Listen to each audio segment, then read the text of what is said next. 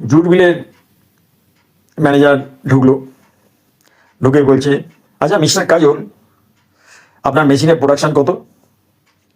Answer, machine তো production দিতে দিতে ঘুমিয়ে পড়লো।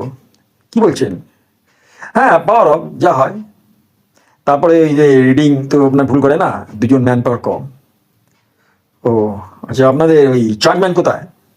চার্জম্যান স্যার, সে তো জুটের বেল ওজন করছেন। কোথায় গেলে তাকে পাওয়া যাবে? ওই তো খুব সম্ভব মনে হচ্ছে উনি ওজন করতে করতে ওই ট্রাকেতেই সেট আপ হয়ে গেছে। ও ও হ্যাঁ হ্যাঁ, লেবার রুমটা কোথায়? Labour room? আর লেবার রুম তো এখন নেই, ওটা এখন আপনার এই কন্ট্রোল রুম হয়ে গেছে। ও, কন্ট্রোল রুম, বেশ। তা কি ব্যাপার স্যার? ওই কন্ট্রোল রুম এখন নিজেই তো ওরা সব মানে লেবারদের মানে সমস্ত কাটছাট করছে। কেন কেন? না মানে এই তো সব ওনাদের হাতে সব কিছু, ওরা নিজেরাই মানে চার্ট দিচ্ছেন সেই কারণে।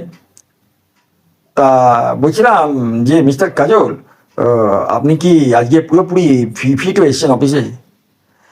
হ্যাঁ স্যার, ফিট ছিলাম আধ ঘন্টা আগে, কিন্তু এই যে আপনি যখন ডিপার্টমেন্টে ঢুকলেন না, তারপর থেকে এই নিজেকে একটু আনফিট লাগছে। ও হো, আচ্ছা আচ্ছা। তা আপনি তাহলে এক কাজ করুন, আপনি অফিস রুমে চলে যান, ওখানে গিয়ে আপনি 2 ঘন্টা রেস্ট নিয়ে নিন, বুঝলেন?